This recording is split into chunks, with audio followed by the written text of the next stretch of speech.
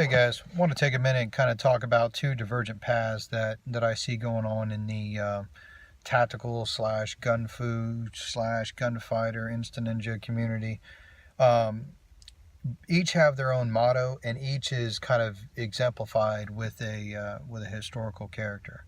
The one is a path that is more frequently taken. It's the one that is kind of hyped the most. It To be honest with you, it resonates with the most people, and that's simply the the motto behind that is the motto zero fucks given, and the idea is that people want to push this persona that they don't give a fuck, that nothing matters to them, things like this.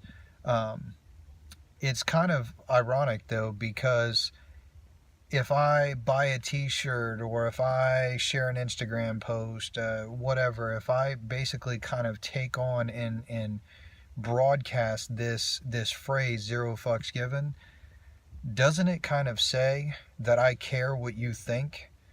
And then therefore doesn't that mean that I really do give a fuck? The reality is that people who don't give a fuck don't need to go around telling people that they don't give a fuck, because they don't give a fuck. I realize that that's a lot of fucks in there, but you understand what I'm getting at here. It's kind of an oxymoron. In that particular phrase, that particular path is really exemplified by the historical model is the Viking model, and it's not to say that all individuals who use the Viking as part of their logo or part of their sales, marketing, whatever. I'm not saying that those people are all bad or anything like that, but what I'm saying is that the Vikings in and of themselves historically were a group of people who looked at warfare as something for their own personal gain. They did it for their glory. They executed warfare for their own recognition, for their own glory, for their own wealth, their own gain. It was all selfishly motivated. Um, and I realize that there's other people throughout history, but I'm using them to kind of exemplify this one path. Uh, Unfortunately, that's really the direction that most people are taking. They buy the T-shirt, they put on the body armor, they buy the drop leg holsters that hang down around their knees, and all of this stuff. And it's all about, let me see if I can edit all of this video together so that I can get a 30-second clip for Instagram to show just how fast that I can do reloads on paper targets and stuff like that, with nobody actually doing anything to me. I don't know what that paper ever did to you guys, but it probably didn't deserve the hell that you're unleashing on it. But that being said, the other side of the spectrum, and the path that is less frequently traveled, is embodied with the U.S. Army's motto, their Special Forces motto, which is De Oppresso Liber, which is it's Latin for to liberate the oppressed.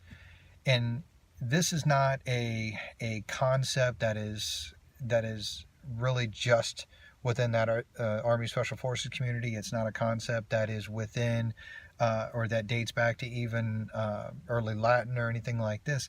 This is actually a biblical concept, and it's the idea that even Jesus commanded us to look after the widows and to look after the fatherless, to look after those who could not look after themselves.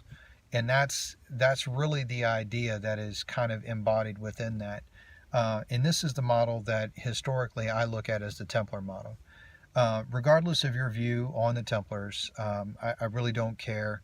There's a lot of history. There's a lot of revisionist history out there. If you look at the subject, one of the things that is pretty consistent is the original founding, the original commissioning of the Templars was to take knights and to commission. They were commissioned by the church to protect pilgrims that were finding themselves under persecution by Muslims as they were traveling to the Holy Land. And not going to get into the whole Christian versus Muslim debate. I really don't care what your opinion is. The fact of the matter is that the Templars did what they did, oftentimes renouncing their own identities, renouncing their own personal possessions, many times taking vows of silence, things like this. They they did what they did for others. They used talents and abilities that God had given them, but they used it for others. This is really the motto that, or the model rather, that I want to embrace within RBC. And this is, some of the conversations that we have, when we're doing training at some of our training events is, how to reconcile Christianity with this idea of being able to protect or to execute warfare. And to do that, you have to have a slightly deeper understanding of the Bible than just Google or History Channel.